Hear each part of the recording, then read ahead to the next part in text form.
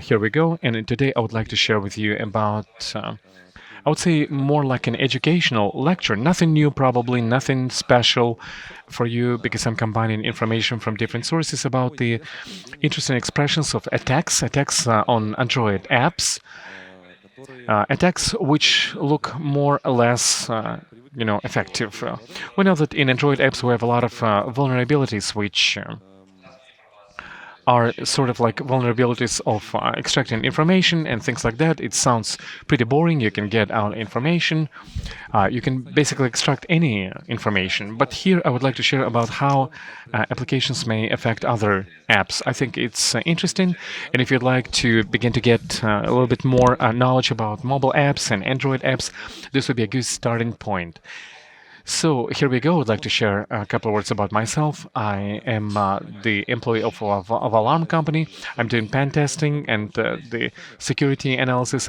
These are the links to my Telegram. You can write me. You can ask me anything. We have our own chat and channel. You can discuss different things, and the guys write in different questions, and of course, email, which nobody seems to be using anymore today. Anyway, the scope of my presentation is the following. I would like everyone who would like to go back to this presentation would be able to understand it all without me and to sort of like refresh this material in any way you want. All the way to details or just simply to scan this presentation again. So I will upload this presentation on my Telegram channel, maybe somewhere else. You'll be able to get it from the conference organizers. And in descriptions, you will find a detailed description of what will be delivered today in my presentation, all the names and everything else. And also, while compiling my presentation, I did it in such a way that if there'll be any questions about any topic, I would give you a detailed answer. Now, as I will be sharing, I guess, to go with the flow. But in the future, if you want to get more knowledge about a particular topic, you can take the topic and go to description of my slides. There's a lot of information, hypertext and links and all, you name it. And I've given a spoiler. We're speaking about Android apps communication, apps intercommunication 2 plus, and I will be sharing about attacks techniques on this inter-app communication process. I'll give you examples. I'll show you a video of how it is all happening, shooting, running, and doing all sorts of things. And in the same way, I would like to give you an understanding of how these attacks happens. These attacks from app to app happen. But I actually was questioning myself. I was asking many of my experts and friends, what are the models, attackers' models within Android system? I generalized it. Usually like two. It's an app and human. Human can get my phone number, do something with an app to extract something, or the app which has been installed and somehow it may affect my operational system. And as a part of this model of violations described in mobile security project, there is this kind of division, looks very interesting. And here we say not only like robot versus human, but also the human with what kind of rights and what kind of robot, be it a script, be it an app, be it a text message or something else. And I think that you can go to it if you want to work even with documents, or you can go to these kind of slides, or you can go to a mobile security project to understand who could be the initiator of these app attacks. Next, the tools. Like I said before, I would like to make this presentation as clear, as detailed, so that you'll be able to use it in the future, for the future reference. These are the tools for the checks and the attacks, double checks. Android Studio would be number one. It gives you emulator with a device, with an app, and you can play, you can attack, and different things. Secondly, Android Debug Breach. It's a tool, fixing tool. There is nothing really to compare it with because it can do anything. It's very intuitive, great documentation for each flag, whatever it's doing, you can figure it out. And number three is a Trouser. It's a good app, and this app is playing as a client in a mobile device. It's an external app that can do something. You can build this kind of browser client, and on behalf of the client, you you can play as the threatening app. You have a server part, which is like playing this browser. Basically, it's like agent client, and the client would be the browser, agent would be your device. It's a very popular thing, quite simple for the matter.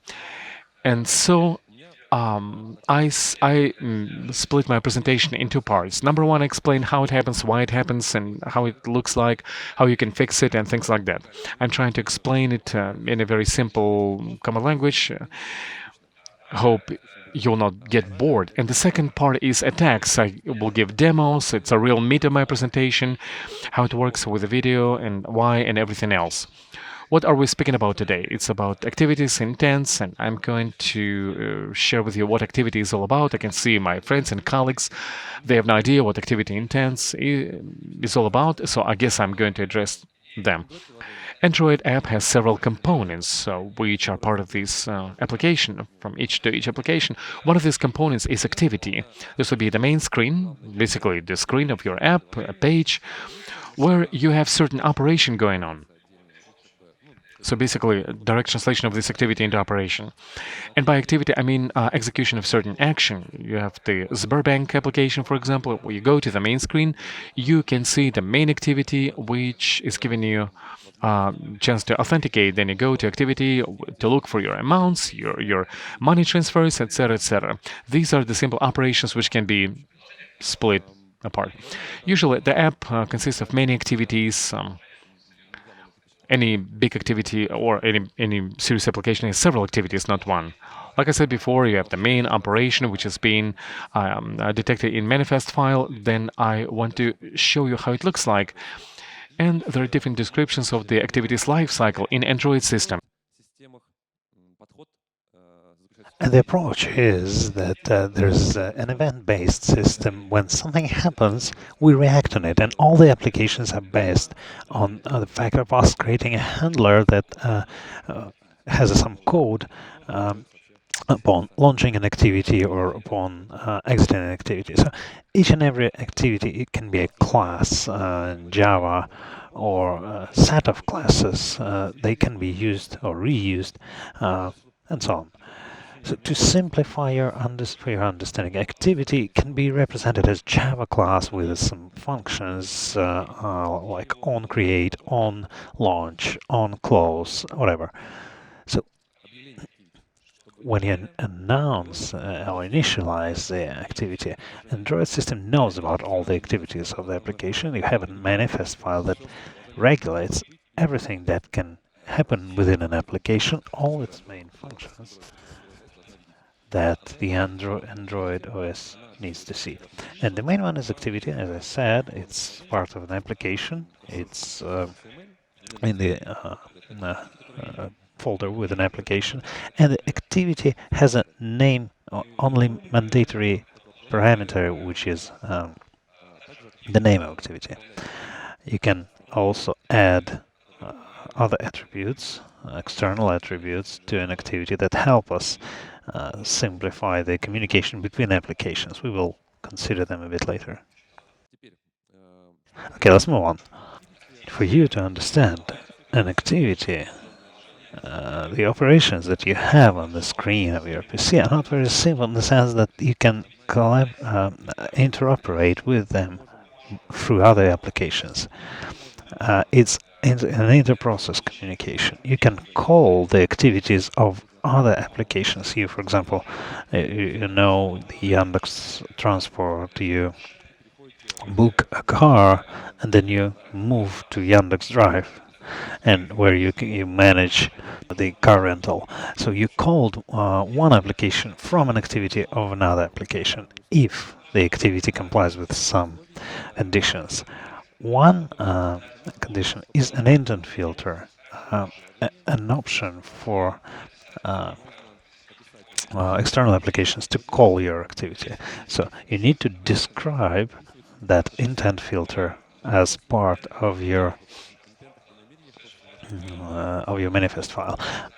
I'm doing a little bit of an abstract overview, but give me a moment and we will go into details. So this activity can be called, I will describe an exception, but in general it can be called by any external application. So for some activities, you don't need to put this filter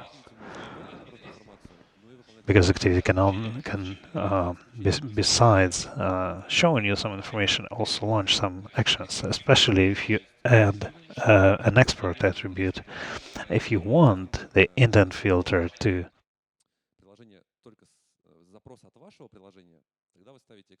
work only with your own application, then you set an export to false, and now nothing else can trigger this activity. If you don't send false, then any activity can trigger it if the intents are the same. So intent is the direct mechanism for inter-application interoperability, and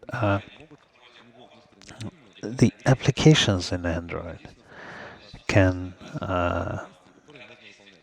send messages to each other to run something. For example, an application can send an intent to open some other application, like Yandex Drive opening a page, or run a service, another component, like music, file download, things like that. So if this service is exportable, then the other application can launch it. And it's not recommended because the user cannot monitor it. They're running on the background, and any application will be able to launch this service for downloading files and so on and so forth. And to send broadcast messages also. It's one of the mechanisms for Android applications is like broadcast receivers, the servers that enable you to subscribe to some events, like battery level. The battery is 15%, is sent to the whole system, and all the applications that are subscribed to those messages and events will receive it. And a lot of applications can generate a lot of messages. All those IPC things, they create a lot of vulnerabilities, of course. And this is what we will be talking about. Some more details about intents. It's not so that simple. As I said, you can trigger this from other applications, but you need to take into account some things, and I will tell you more details now. So there are two types of intents: direct intent and indirect intent. The direct ones have are triggering some specific class, like in your Sberbank application, you have a screen with your balance, and to call it, you specify the class or the Java class of this object, and you address it. You can get all the exported activities, of course, if the exported flag is true. Then you can put this part of code in your application and call the intent, sending the download service to it. You have URI here.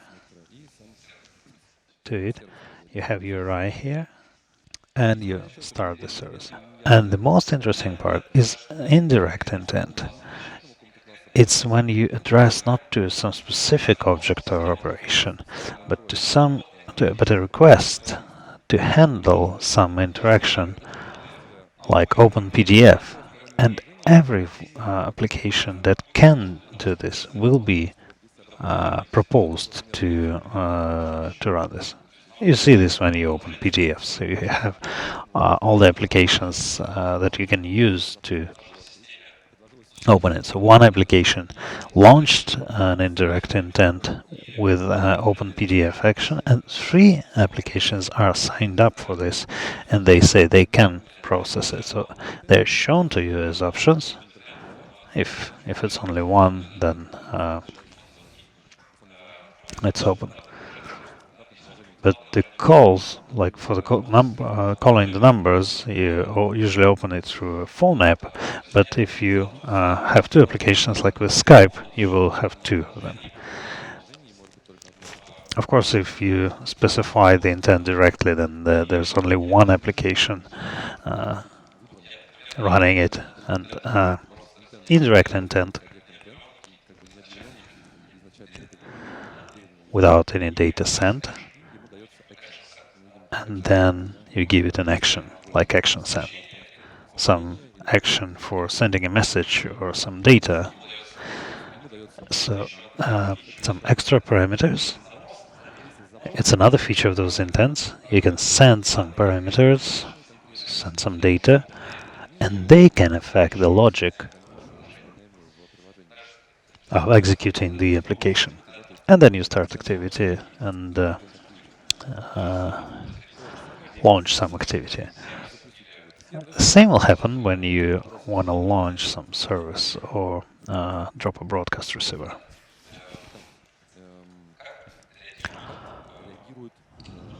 So how does Android OS react to direct and indirect intent?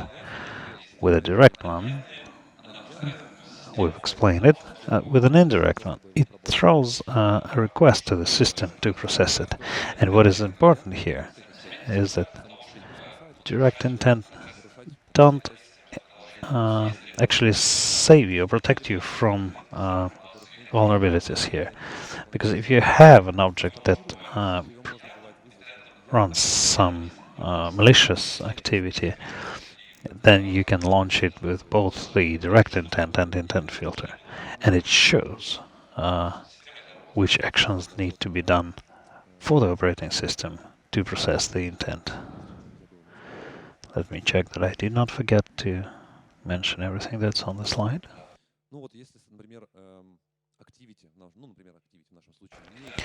So if the activity here is not exported, and even if we mention it directly, we cannot launch it because it's not exported, and it cannot be launched by another application. Just a reminder here for the developers and experts, component access restrictions through intent, we can define it for this specific action. Say it needs 2 parameters of data in the category to launch. Such filters do not provide for security. You can limit the choice, but every time you define that filter without saying exported is false, you always provide an option for this component to be called. And here's an example of attack. We'll work with specific attacks here. I hope you understood there are IPC processes, some services that you can attack, and give you some examples of in the wild attacks and where we saw them. First example is attacks on exposed activities with export flag true or intent filter that allows them using some intent to launch using some intent. On the left, there's an example of Secure Bank v2, Insecure Bank v2, which is a breach to emulate vulnerabilities. I don't know anything that would look like a real banking application. You don't need to create some specific abstractions to work with it. And the vulnerabilities are there. You just you need to go find them and exploit them. So here we have an activity with the export flag true, meaning every application can launch it. Below is an explicit intent, so you don't have an intent filter, which is used only when it's inexplicit intent. Here we only have an application class We have the full name of this activity. We can address it using our Android debug bridge. We run shell, and Android has a tool, a service called Activity Manager, AM. AM start launches the activity and means it should be explicitly called, then the name of the class that processes this activity, then -e is an extra string parameter. Uname with the name Jack, then we see that the activity was launched.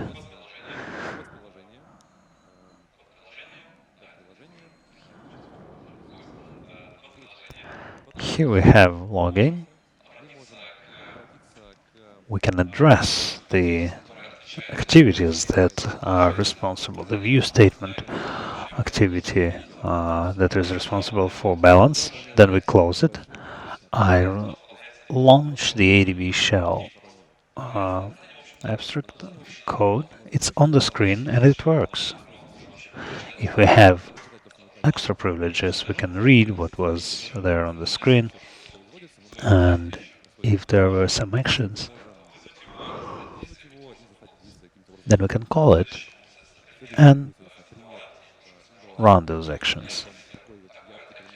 Let me show you a vivid example of such an attack. There's an article by Adam Gazette of intent spoofing in Android. He worked in the Google security team, working with Android applications. They took 500 popular applications, filtered them, and they saw a PayPal application allowing the users to send money within the system. But it had a vulnerability. The activity for money sending interface was exportable, and any application could trigger it and show the user the screen with its balance. It also allowed for the string parameters to be sent, like from whom to whom, how much. So an external application installed on this device could launch this screen, fill it in with data they needed, do anything. But if we run this trick on 10,000 devices, a significant portion of these users will press the big red button Send. It will have a small cancel button on the left, and in the center it will have a big red Send. So it's a social engineering feat, and it was met in the wild. And there's a lot of other examples of activities launching other actions.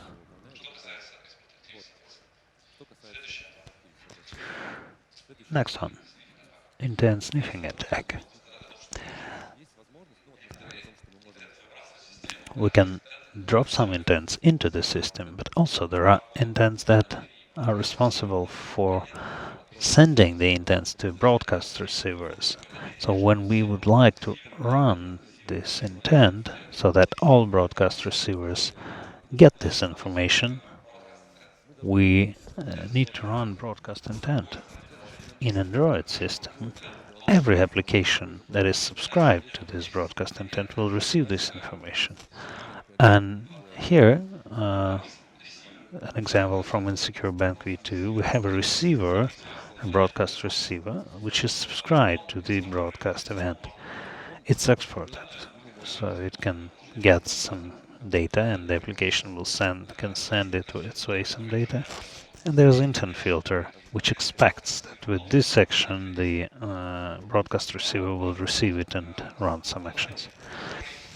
On the right, there's a code for an application sending the phone number and the password to send the user the updated password information. So the application works with password updating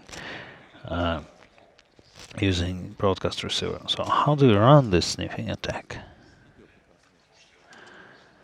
It's a great video here. The only issue is I need to run it So here I log in into the application, enter some data,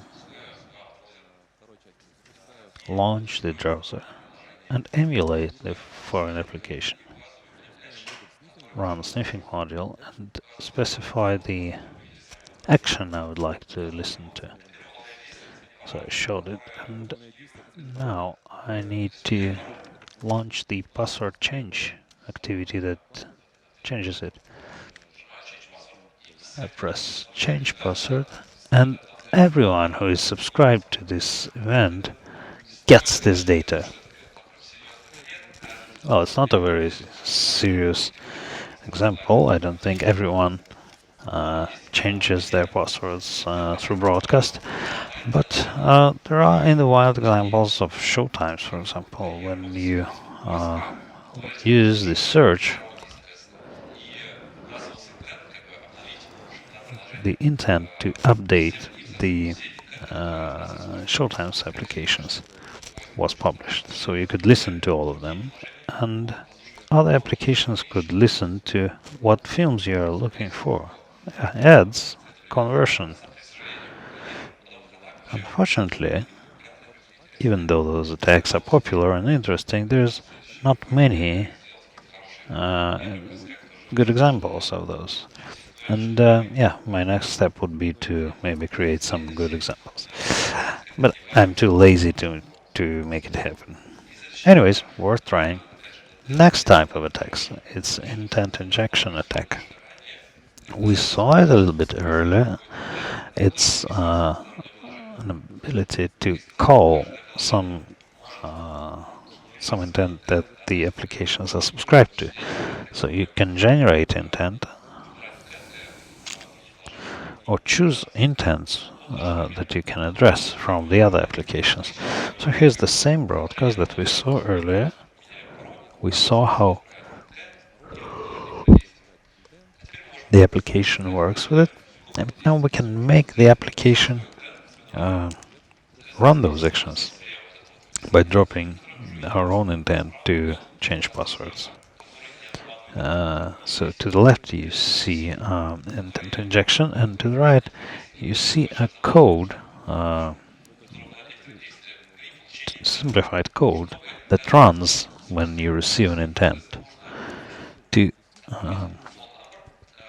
run this, you need to send a phone number, string attribute, and a new bus. When you send it, it checks that the phone was sent, and then the password is changed. And so let me show how it's run. Live example. We have an application. I log in. I just check that my password works. To the right is a console. Let me check if the view state is running. I describe the intent here, and I change the password, and I add 2 string parameters, run it, and now I see the information received about the password changed. So I see a message here that launched the broadcast receiver and changed the password from old one to new one.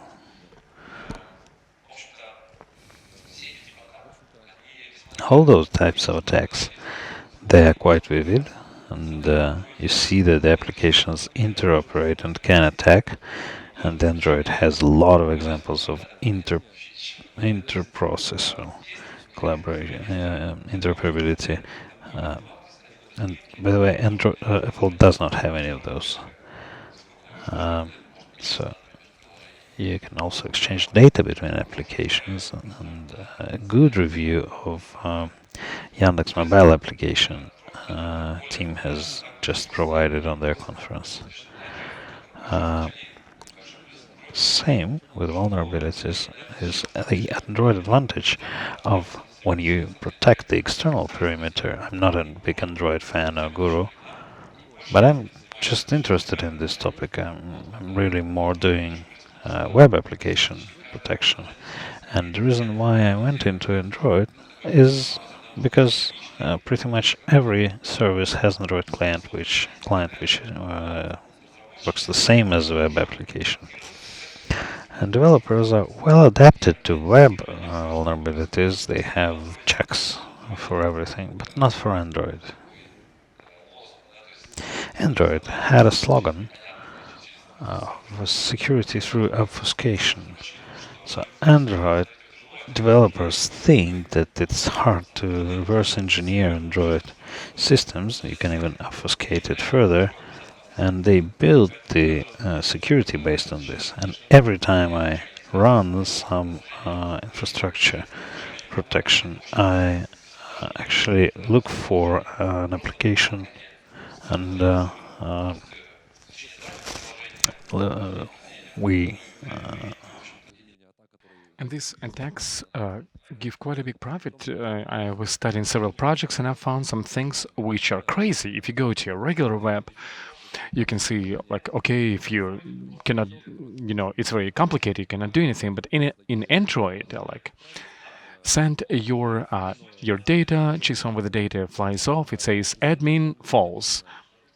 Like they've written in the app in such a way that this JSON is flying off with all your attributes, including the attributes of whether you're admin or not. And you're like, okay, admin true. Okay, you're admin. So things like that are plentiful. So it's very interesting. I've left on the screen materials that you can dig into to really dig deep in this like inter-process interaction in Android, Activity Intents. You can read more of how it's working, why, and all that. Number 3 is how to test it. And I think this is the only one, not even the only one. There are different materials for testing, but at least it's one of the biggest, one of the most solid. It's getting old, but it's being updated all the time. And number 4 would be the description of all these vulnerabilities and attacks. Attacks on a project. There is a good description of what kind of vulnerability it is and how you can catalog it. And that's it. Thank you for your attention. My time is up. 30 minutes, I believe. So basically, that's it for me. I'm almost done. If you have any questions, I'll be very happy to answer. I'll be happy to communicate with you and to share whatever you will find interesting on the sidelines of this conference. Thank you for staying with me and listening.